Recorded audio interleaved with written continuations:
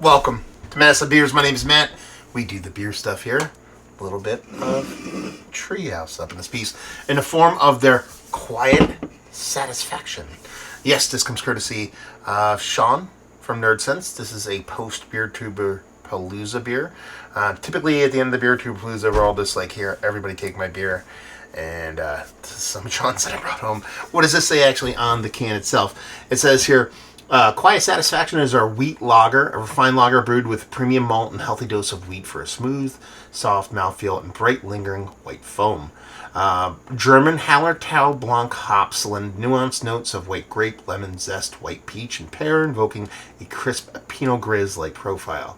Its delicate effervescence and natural carbonation creates an enjoyable drinking experience, making it it's perfect for any occasion. Subtly expressive, it offers a refined profile reminiscent of New Zealand-style lager. Enjoy. 5.1%. Brewed by Treehouse Brewing Company, Charlton, Mass., Deerfield, Mass., Sandwich, Mass., Tewkesbury, Mass., Boston, Mass., Woodstock, Connecticut, and Saratoga Springs, New York.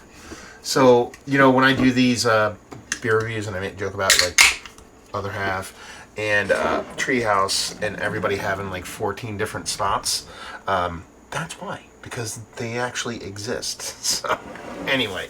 Likewise, it's a Smoky Mountain with a ghost-like apparition of the Treehouse logo. Works for me.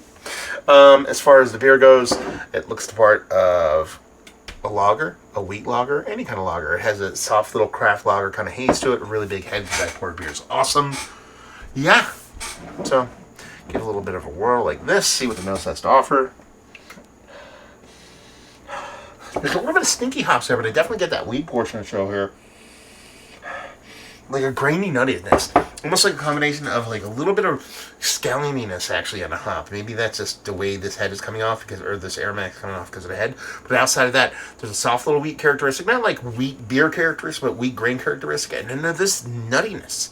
This cool little nuttiness on it that absolutely makes this cool... Oops, spilling everything out. Makes this cool little impression on the beer. I dig that quite a bit. I cannot twirl in these dimpled mug glasses. Are just incapable of me doing it. Usually this is kind of par for the course when this guy does a bit of it. So anyway, we're just going to dive in. Cheers, y'all.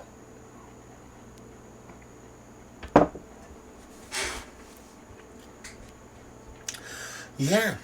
I mean, it's very subtle, the wheat. It's very subtle in that nutty characteristic. And it's very subtle in that little bit of green there. Again, it comes off like New Zealand hops tend to come off with this little bit of green, little bit of ranky dank, little bit of oniony thing. And I'm going to tell you the truth. I think it's something ultra subtle that, you know, if somebody else doesn't get it, it's not going to be like, I got that, you didn't. It's just, I believe it's there. Let's put it this way, if I didn't get it on the nose, I don't know if I'd be thinking about it on the taste. Outside of that, it pulls off the coolest trick in the world in that it is crispy boy level crispy, but has this little bit of subtle smoothness that wheat brings along with it, as they talked about on the can itself. That little bit of bittering lingering on your tongue, and just a really hyper well-made beer. There's no oxidation here. There's no kind of off flavors. But it just, it settles in so much different than a typical crispy boy American beer because of probably that combination of the hopping and the wheat dose, that it just has that cool trick again, crispy but smooth, and then that little bit of punchy greeniness to the hop on a very subtle level. I like it. I dig it. Is it Mount Rushmore size best lager I've ever had, or even over the past year or so?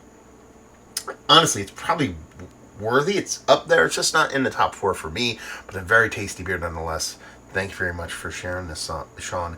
And an ultra chugger. Listen, I have, Monday Night Football. I have the Yankees and NLCS. I want drinking beers. I did, I'm a day removed from returning from Beer Tube Palooza. I rested yesterday, rested some today. I'm just kind of getting back on my feet a little bit from a long weekend. Being old, that is not easy. So now I'm kind of pumped to sit here, watch some baseball, and enjoy myself. I'm glad this is part and parcel of that. So there you go. Reviewing the books. Mount Rushmore status, like I said, worthy. Valued availability, Treehouse at the brewery, and leave you with, if you like what we like this.